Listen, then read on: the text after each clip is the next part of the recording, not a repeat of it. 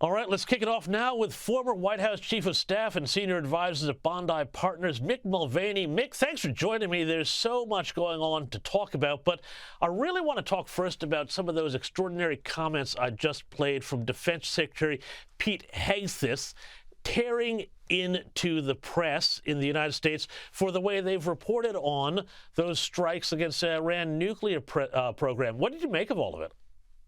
Yeah, he was especially critical of his former colleagues at Fox News, which, of course, is our right-leaning sort of media here in the country. Here was the message I think he was delivering. I watched the conference today, and I know some of the people in the room from my days in the White House. What I think he was saying is, why are we having all of this discussion about whether or not we did months' worth of damage or years' worth of damage? Why isn't anybody telling the story about the extraordinary work that these young men and women did in carrying out this mission? Keep in mind, the oldest person in the air for this mission was 28. The youngest was 21, by the way. They were men and women both. And I think Hegseth is sort of sees himself as the defender of the warrior class, of the rank and file of the military, not the brass necessarily, not the generals, not the building at the Pentagon, but the young men and women. He wants them to get more attention and more acclaim for what they did. I got to tell you, it's gone over fairly well here, even with the folks who, like Fox News, are starting to ask themselves today, yeah, you know what? That's right. It's a heck of a story. Why aren't more people talking about that? And I think at the end of the day, James, Pete Hegseth will come out lifted, elevated by these last couple days because of his defense of the men and women in uniform. And, you know, one of the things that also struck me, and this is one of those sort of how Washington really works kind of stories here, is the way he exposed that pipeline between anonymous sources within intelligence agencies and sympathetic people in the press to get out stories that people within the government who don't necessarily like who the president is or have their own agenda want to get out there. You would have seen an awful lot of that in your time in politics and in the White House. But, you know, how much more critically do people need to read the news when they hear these things from anonymous sources that would seem to have an agenda? This is the deep state. What you've just described is the deep state. You and I have talked about that how many times on this show? There are people who work in the government, for the government. These are professional people. They're career staff. They're not political appointees. They've been there for 20 years, who really perceive themselves as playing a role to oppose Donald Trump. That's what they think their job is. Their job is not there to sort of fulfill a mission. Their job is not there to do what the administration wants, to implement their agenda. Their job is to be a check and a balance against Donald Trump. That's completely warped. And I'm glad that Pete Hegseth had a chance to sort of draw attention to that today. There's discussion now about whether or not there'll be criminal actions, a criminal investigation as to the folks or people or person who leaked this information. There should be. I can't imagine why everybody's looking at that like that's such an outrageous or an extreme position for Secretary Hegseth to take. Someone took top secret information and gave it to the press. That's a crime in this country. If I had done that as chief of staff and I saw top secret stuff every single day, I would be in jail right now. So I'm glad in some ways that this has come to light in such a profound way, in such a black and white way, such a plain and obvious way.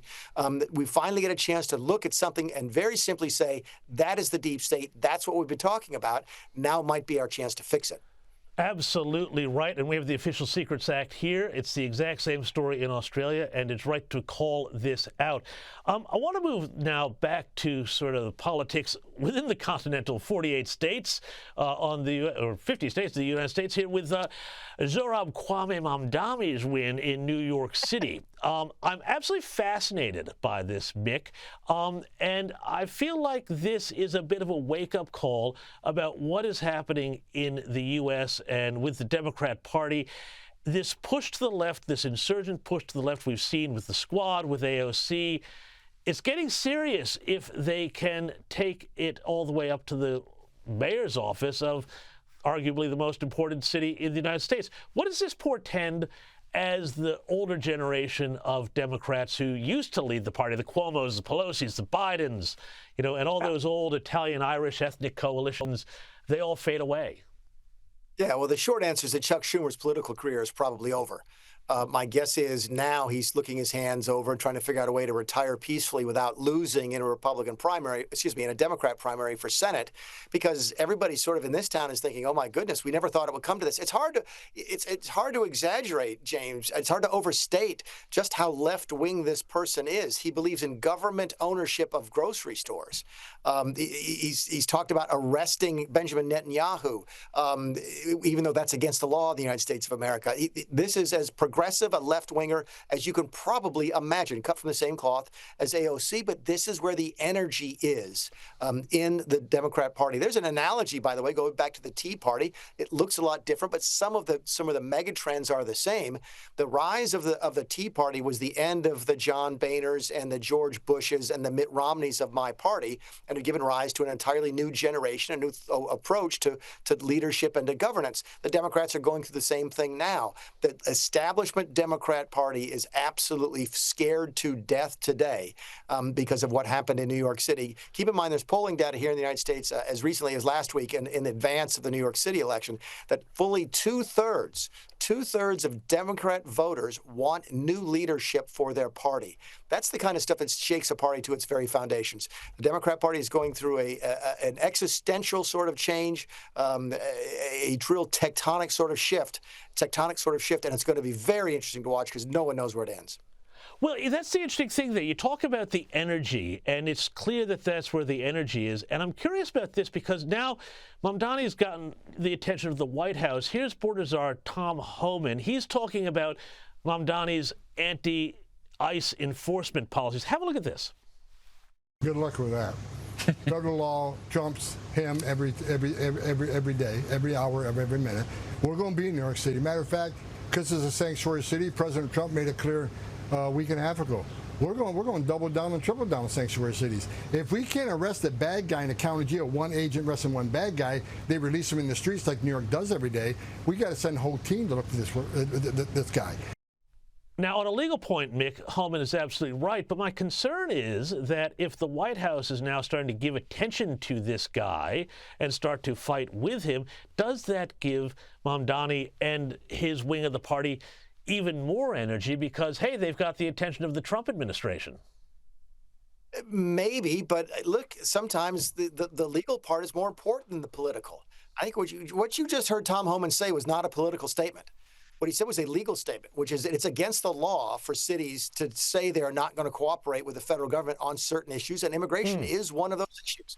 And they're simply sort of to heck with the politics. We're going to go enforce the law. By the way, that's about a 65 or 70% issue when you focus on things like deporting criminals and so forth. So it is good politics. Will it help the extreme left wing of the party? Will it energize them even more? Maybe. But will it also might bring some centrist voters that look their hands over and say, look, as a choice between an administration that's enforcing the law and a crazy group of people over here on the left, maybe I'm going to go over and vote for these Republicans for a change. It could have major, major implications politically if this becomes the face of the Democrat Party. And right now, for the last 48 hours, it has been. Absolutely fascinating. Hey, speaking of crazy ideas, I want to talk to you about this big, beautiful bill act here, and particularly something that people probably aren't cued into, the fact that there's somebody called the Senate parliamentarian who's an unelected official, but apparently has made all sorts of rulings about what the bill can and cannot do, including restricting benefits to illegal migrants and, restricting funds to go to puberty blockers for transgender teens and all of that sort of things. Tell us about this obscure figure, and does this seem to suggest that really, in fact, there is this kind of anti-democratic push against the Trump agenda because this person's not elected? All right, James, let's get real deep in the weeds. So they're trying to pass the one beautiful bill on what's called Senate budget reconciliation. That is an arcane piece of Senate rule making. The Senate rule keeper is called the parliamentarian, and she is supposed to be the nonpartisan sort of person who looks at the Senate rules and calls balls and strikes, X's and Y's, whatever you want to call it, whatever analogy you want to have. That being said, she was appointed by, what's his name from Las Vegas years ago, Harry Reid. So she does have a Democrat pedigree. And she has ruled against Donald Trump and Republicans more than she has Democrats in the past.